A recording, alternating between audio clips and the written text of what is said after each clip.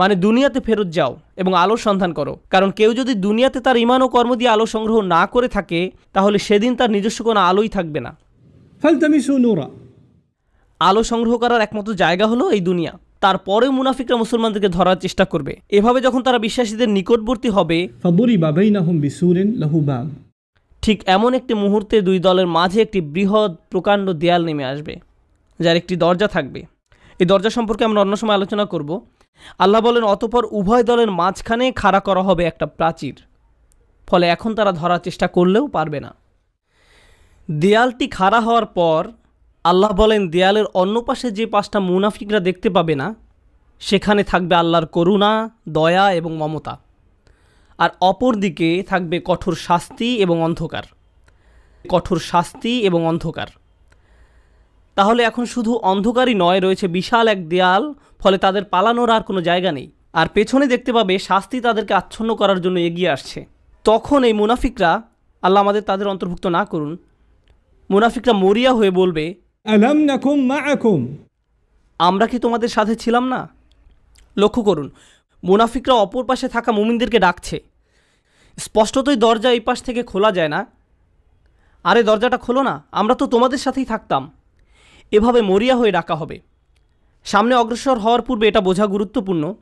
এই কারণেই আমি আজকের খুতবার জন্য এই আয়াতটি পছন্দ করেছি। এই বাক্যটার কারণে, আলাম নাকুম মাকুম, আমরা কি তোমাদের সাথে ছিলাম না?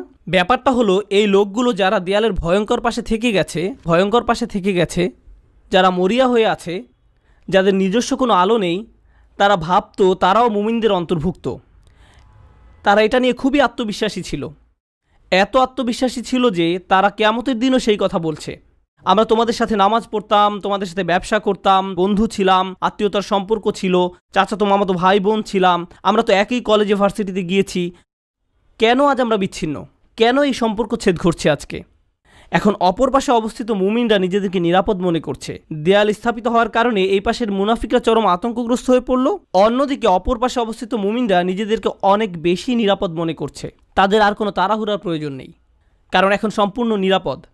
এখন তারা সময় নিয়ে মুনাফিকদের উত্তর দিচ্ছে, এই কারণে তোমরা আজ আমাদের সাথে নেই। জান্নাতি লোকেরা সর্বপ্রথম তাদেরকে বলেছিল, পেছনে ফিরে গিয়ে আলোর তালাশ করো, فالتمسوا نورا পেছনে ফিরে গিয়ে আলোর তালাশ করো।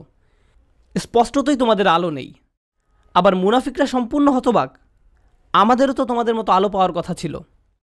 এখন জান্নাতি মানুষরা মুনাফিকদের ব্যাপারে বর্ণনা করবে, এই লোকগুলোর তো আলো ছিল, তাদের বিশ্বাস ছিল, এই লোকগুলোর তো আলো ছিল, কিভাবে তারা এটা হারালো? কিভাবে তারা কিয়ামতের দিন সম্পূর্ণ দেউলিয়া হয়ে পড়ল? এই আয়াতটি বিশেষভাবে নিগুড় একটি আয়াত।